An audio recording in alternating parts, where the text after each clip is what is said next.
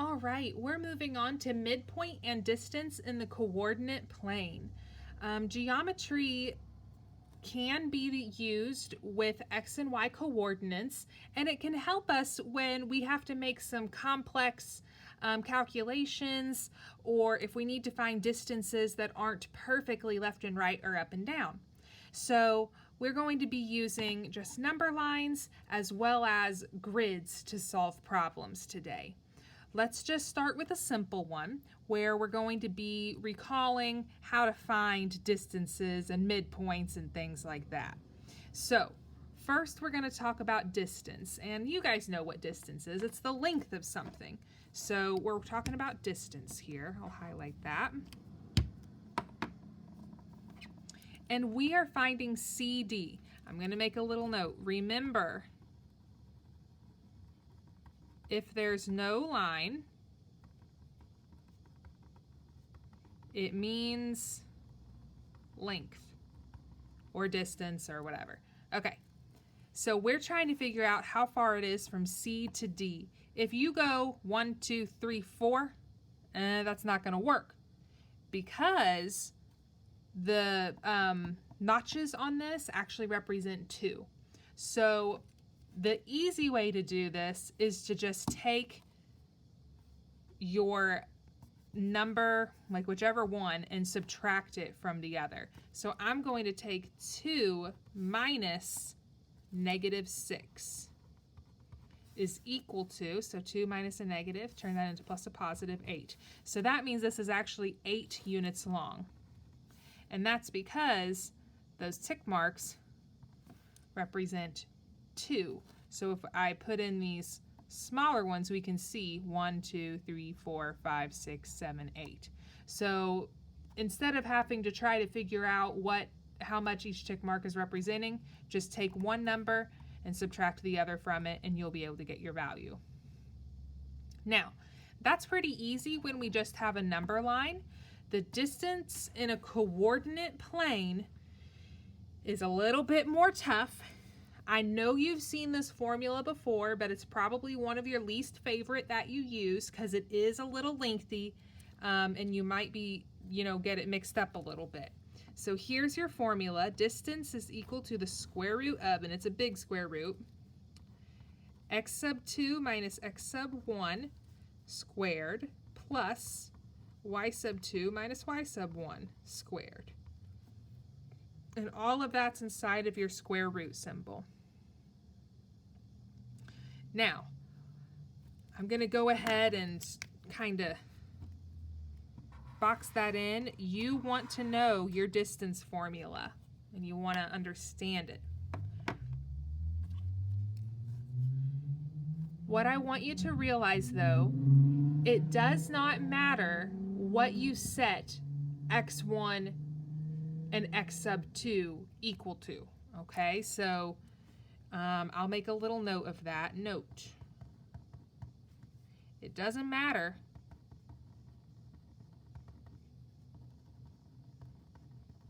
which is x sub 2, y sub 2, or x sub 1, y sub 1. Just be consistent. That's the important part.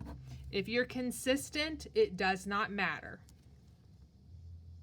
So, in this example, we're going to find the distance from -8,3 to -2,7. I'm just going to decide that this guy down here is my x1, y1, and this one is my x2, y2. If you did it backwards, you would get the same answer. Once I label my coordinates, I stick them into my formula. So distance is equal to the square root of, then I do my x2 minus y minus x1, sorry. So that's -2 minus -8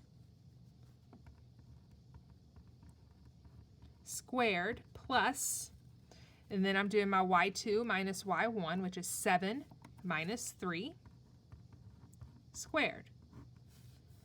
Now I'm doing order of operations. I have to do what's in parentheses first. I'm going to change that to plus a positive.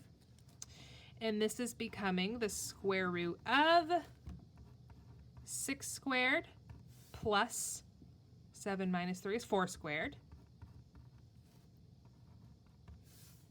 Now I'm going to square both of them.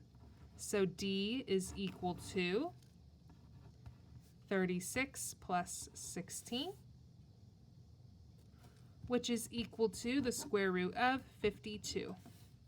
You can just leave your answer like this. If you put it into your calculator to get a decimal, that's fine, but leaving it square root of 52 just keeps it nice and neat and kind of eliminates a little bit of that extra work. So we'll just leave it square root of 52 for now. So here we have the distance on a number line and distance in the coordinate plane. Now we're going to talk about something called the midpoint. Now you guys have already been introduced to the word of the midpoint, and remember, midpoint means perfectly in the middle, hence midpoint. So it says find the coordinate of the midpoint of CD. Well, we can just use our number line here, and we know that it's going to be this one. And we know that this represents 2. So we can easily count down going 2, 1, 0, -1, -2. You can do it that way, absolutely. The other way is to add your two coordinates and divide by 2. So we can take -6 plus 2, which is equal to -4. And then -4 divided by 2, which is equal to -2. Either way, it's going to get you the same answer. If you have a number line handy and available, and if that's the easier way to solve, sure thing, just count real fast. But if you have, like, say, big numbers or numbers that aren't as easy to work with, it's just a plus b over 2, or the first point plus the second point divided by 2. Okay. In the coordinate plane, though, of course, it's going to be a little bit more complex. It's not too awful bad, though. I'm going to give you your midpoint formula. So we have x1 plus x2 over 2, comma, y1 plus y2 over 2. And that's your midpoint formula.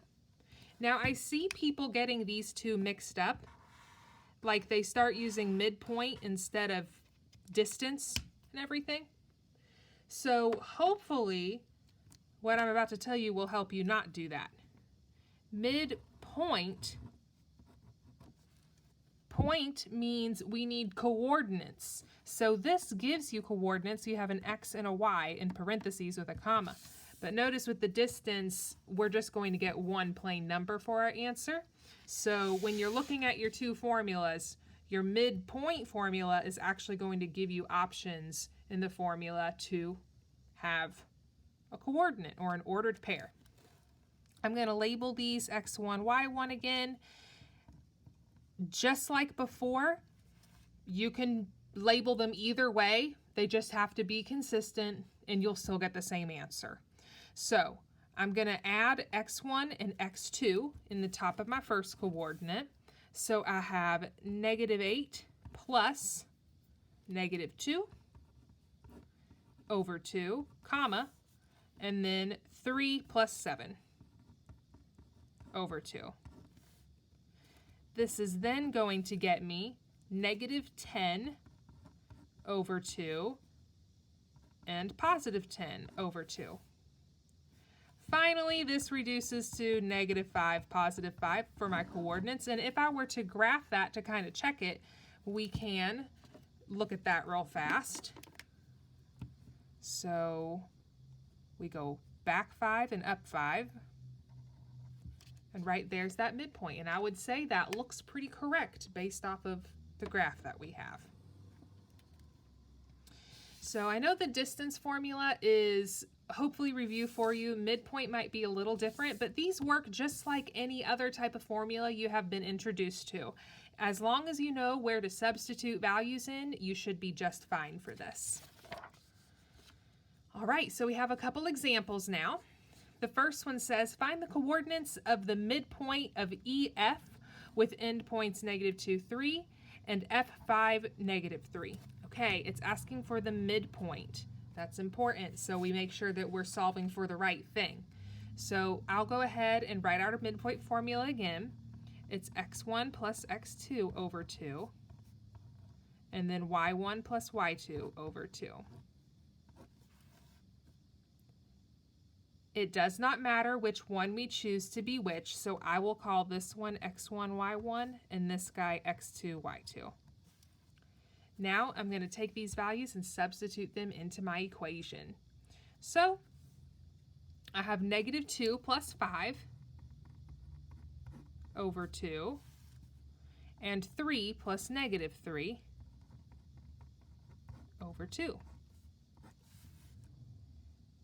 This then gets me 3 over 2 and 0 over 2. Well, I'm going to leave this as 3/2. There's no need to switch it to 1.5. I mean, top-heavy fractions, they're fine. And 0 over 2, I will switch that to 0. So for my final answer, I have 3 over 2, 0. And if we want, we can check. So 3 over 2 means 1.5, and then I'm going to go up and down none. So start at my origin, over 1.5, up and down 0. There is my midpoint, and I'd say that looks pretty good in the middle of that line. All right, next it says M is the midpoint of xy. X has coordinates of 2, 7, and M has coordinates of 6, 1. Find the coordinates of y. Okay, we don't have an image here, so I'm going to go ahead and draw that out, especially because we're being asked something a little bit different than what we're maybe used to. So M is the midpoint of xy. I'm just going to draw out x and y, and I know M is in the middle of that. Okay, and then it says x is at 2, 7, so I'll label that. And M is at 6, 1. Find the coordinates of y. So we're still going to use our midpoint formula, but we have to,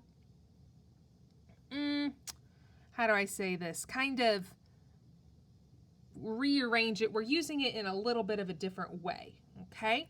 So let's go ahead and call this one our x1, y1 values, and we're trying to figure out what this endpoint is. So we'll call that x2, y2.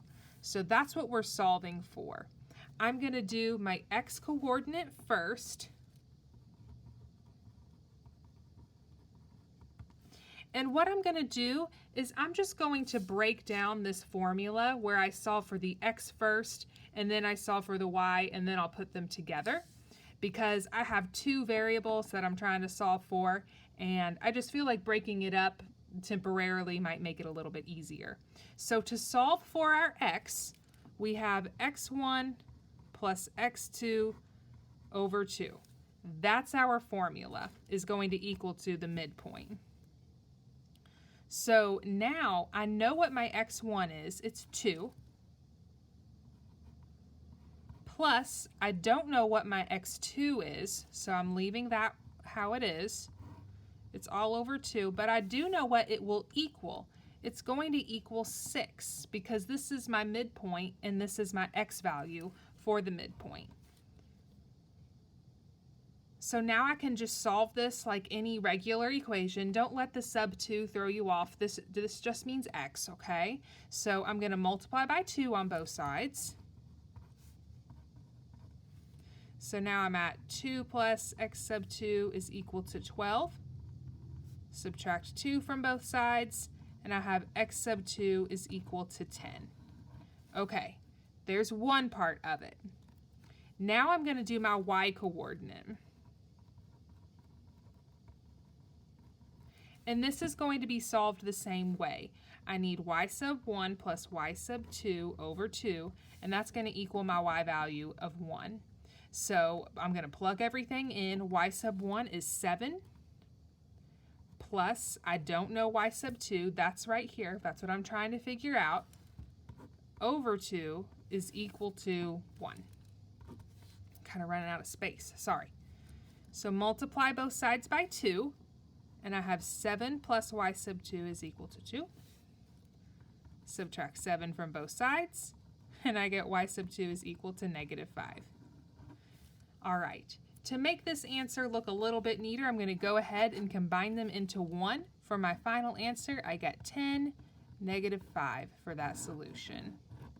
So it's this guy right here that my final answer is. Okay, we have 2 more examples and then we are done. So example 3 says find FG and JK. Notice there's no line over him, so it means the length of them. Then determine if they are congruent. So congruent means determine if they're the same length. So I need to kind of label my coordinates and figure out what they are. J is at negative 1, 2, 3, 4, so negative 4, 0. K is at negative 1, negative 3. F is at 1, 2. And G is at 5, 1, 2, 3, 4, 5, 5. So 5, 5 is what G is at. I'm just kind of figuring out what I do and don't know about this problem. Now it's telling me to figure out the distance, so I have to use my distance formula. I'm going to write in my distance formula for you to remind you. So the distance is equal to the square root of x sub 1 minus x sub 2 squared plus y sub 1 minus y sub 2 squared. Okay. Maybe I got the sub things mixed up, but once again, it doesn't matter. It's the same answer. Just keep your numbers consistent. All right, so now I'm going to start substituting everything in. I'm going to do the JK first. So I'm looking at my x values. I have negative 4 minus negative 1 squared plus 0 minus negative 3 squared. Okay, I'm going to change my minus a negative into plus a positive, and this is going to equal the square root of negative 3 squared plus 3 squared, which is equal to the square root of 9 plus 9, which is equal to the square root of 18.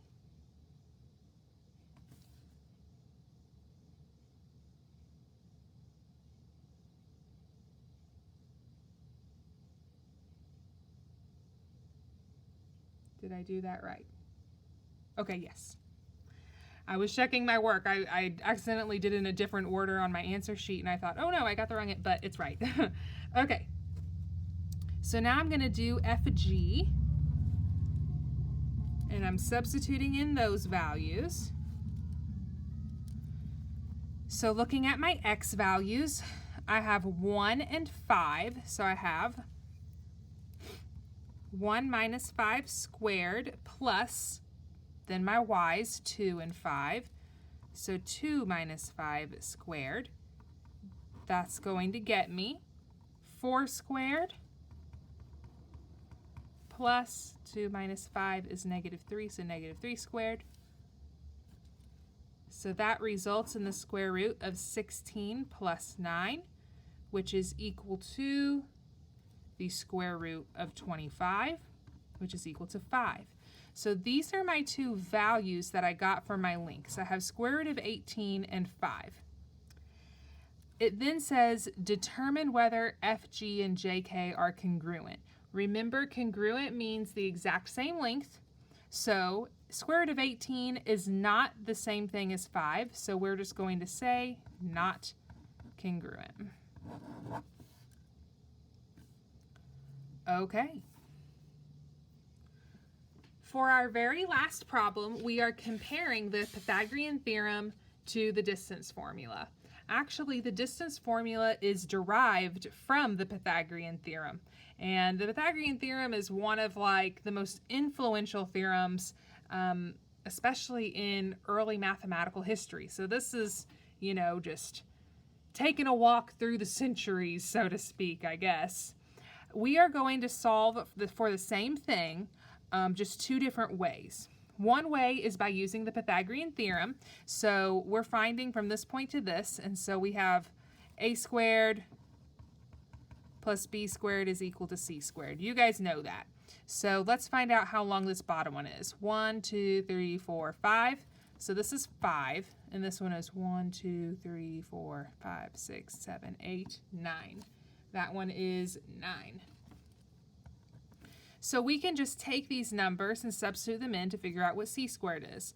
So I have 5 squared plus 9 squared is equal to c squared. 25 plus 81 is equal to c squared, which is 106. Square root both sides. I know it's the square root of 106. So this is the Pythagorean theorem way. If you did not have a triangle drawn in, or you didn't know that you could use the Pythagorean theorem, you can also use the distance formula, and you should get the same exact answer because, once again, the distance formula was used to, the Pythagorean theorem was used to formulate the distance formula.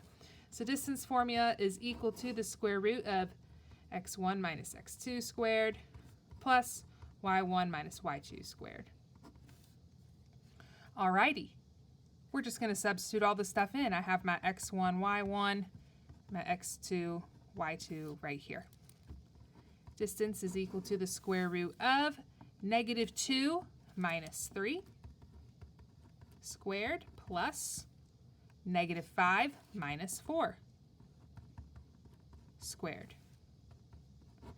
That's going to get me the square root of -5 squared plus the square root of -9 squared.